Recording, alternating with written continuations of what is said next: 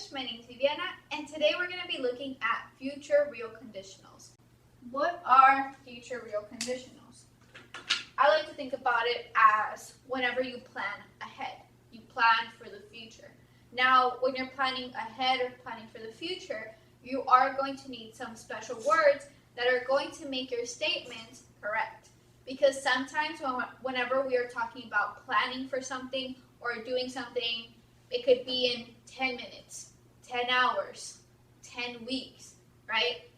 We sometimes use incorrect verbs to express ourselves. And so we're going to learn how to fix that. So here we have future real conditionals. That means that we're going to use verbs that are used for future statements, whether it is positive or negative or questions. And we're going to see how they work. So something that, a lot of people talk about, or it's an easy conversation, is vacation or travel, right? What do you need to travel? You need money, right? Can I just get money out of nowhere? No, right? I have to save. So I have to plan and think ahead. I need this much amount of money to go to this location. So how do I express myself? How do I say it? And I'm going to use, right? Let's start with a positive statement. Just a simple future real conditional. So we're going to start off with a positive statement. If I save money, I will travel, and let's say to Cancun. Right? Some people save a lot of money, right? So that they can go to Cancun. Of course, Cancun is not free. You have to pay for your stay, your food, or the activities you're doing. So that's why you have to save money. So here we have if.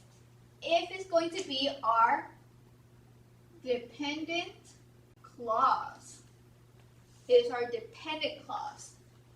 Then we know I is our subject. We know save, this is our verb, right? Our verb in present, simple present.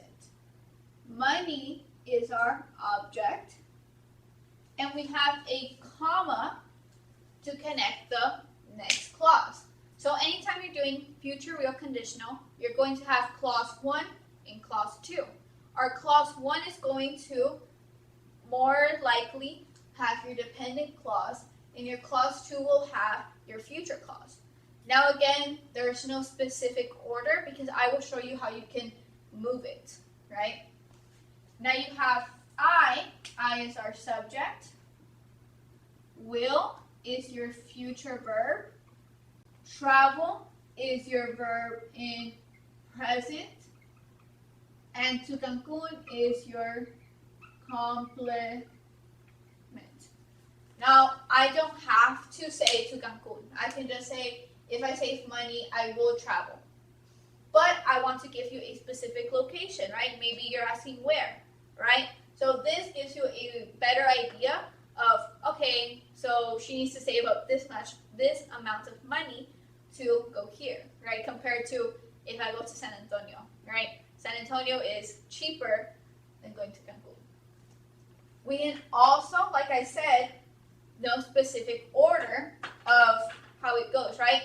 I can have if in the beginning and will in my second clause, but I can also move them just as long as they stay together. What I mean by that is, let's say I want to put if in the middle. I can do that. So it would be if I save money, and here it would be using this.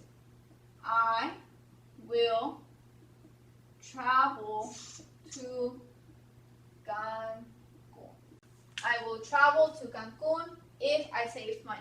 So see how here I did not change anything in the formula. The only thing I changed was where it is, right? Now if is in the middle and will is in the beginning. This is okay. I can change it depending how I want to be heard, depending how I want to say my statement. Now, if we look at negative, when we do negative statements, all we really have to do is add auxiliaries, or negative auxiliaries. So let's use this example, negative, right? If I save money, I will travel to Cancun. Let's say I had all these bills and unexpected things that happened, which led me to not save money. Now I have zero money to travel, right? How do I express that? I say, if I don't save money, I will not, and the contraction of will not is won't, and it would be travel to Cancun. So the only difference here is that here I have my negative auxiliary don't, and here I have the negation of the future verb, the future negation. Do we see that? Almost everything is the same. The only thing I did is I added the negative auxiliary and I negated my future verb.